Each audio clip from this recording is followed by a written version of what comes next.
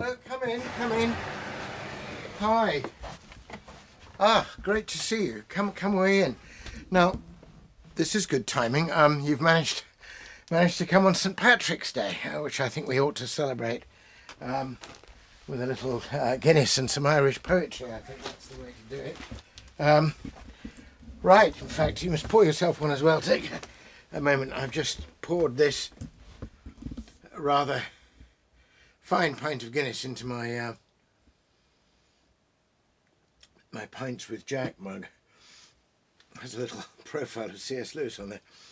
Anyway, so St. Patrick's Day, of course, for great celebrations. I think particularly today because yesterday the Irish won the Six Nations, so they can have even more cause to celebrate. But of course, I think St. Patrick is sort of the real story is kind of lost in a sea of sort of green beer and plastic shamrocks a little.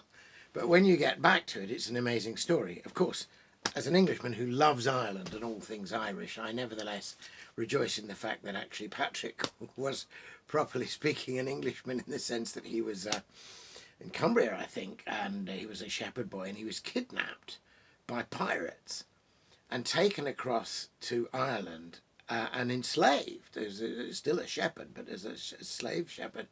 And he became a Christian there, and then he managed, after 6 years in slavery, he managed to escape. And he gets back to England, and then, wouldn't you know it, he has a vision in which Christ speaks to him, and he hears the voice of Ireland calling, and he realises he's actually got to go back to the very people who used to hold him captive and convert them to Christianity. A wonderful story, not only of courage, but if you think about it, of forgiveness and renewal. So anyway, I thought what we might do, apart from having a nice little drop of the black stuff, so good that. I thought I'll read you my own. We'll start low and go high. I'll read you my own little poem about St. Patrick, my sonnet, and then I think we'll just have a couple of Yeats poems, because Yeats is one of Ireland's great gifts to the world. Ireland is so rich in literary giants. I mean, it's astonishing, actually, if you think about it. Just in the 20th century, if you've got Yeats and Joyce and Beckett and Seamus Heaney and Bernard Shaw. I mean, it's just really remarkable. Yes, Ezra Pound famously remarked after Joyce had published Ulysses, he said, "The English language is now in the keeping of the Irish." Anyway, here's my poem on St. Patrick. 6 years a slave, and then you slipped the yoke, till Christ recalled you through your captor's cries. Patrick, you had the courage to turn back with open love to your old enemies, serving them now in Christ, not in their chains, bringing the freedom he gave you to share. You heard the voice of Ireland. In your veins her passion and compassion burned like fire. Now you rejoice amidst the three in one, refreshed in love and blessing all you knew. Look back on us and bless us, Ireland's son, and plant the staff of prayer in all we do, a gospel seed that flowers in belief, a greening glory coming into leaf.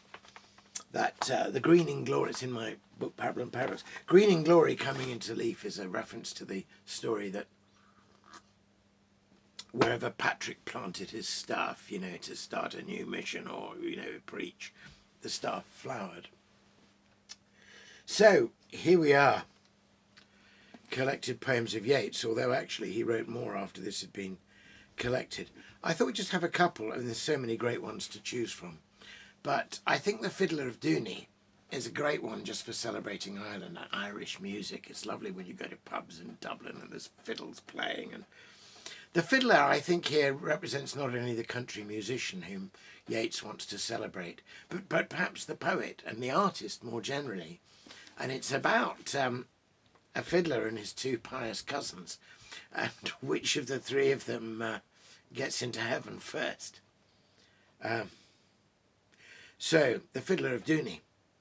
When I play on my fiddle in Dooney, folk dance like a wave of the sea. My cousin's a priest in Kilvarnet, my brother in Mochadrebri. I passed my brother and cousin, they read in their books of prayer. I read in my book of songs I bought in the Sligo fair. When we come at the end of time to Peter, sitting in state, he will smile on the three old spirits, but call me first through the gate. For the good are always merry, the merry, saved by an evil chance, and the merry love the fiddle, and the merry love to dance. And when the folk there spy me, they will all come up to me with "Here is the Fiddler of Dooney," and dance like a wave of the sea. It's a wonderful poem, but I particularly like that line, "For the good are always the merry, saved by an evil chance." I mean, there are times when you have to be solemn and mournful and everything, but I don't think there's much to be recommended in a kind of sour-faced religion.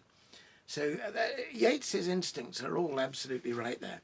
But let's go from that rather lovely, rambunctious poem to a perhaps more famous one, a more contemplative one, the famous Lake Isle of Innisfree, celebrate another bit of Ireland. The story goes that although this is one of the great poems of and about Ireland and by a great Irish Nobel laureate, that he actually wrote it in London, and the inspiration was he was walking down the Strand on some sort of grey, November London day, and he paused, attracted by a bit of movement in a jeweller's shop in the window, and there was a display, and as part of the display they'd set up a little fountain that was just flowing over and lapping on the little basin below, and they'd set the pearls and things around it, and it suddenly brought to his heart the Lake Isle. And that's why the poem actually ends not on the island but on the grey streets where the poet is remembering the island. And what I think is great, I mean many great things about this poem, is that it demonstrates really clearly that one of the things that poetry does is it can describe and preserve places in the heart.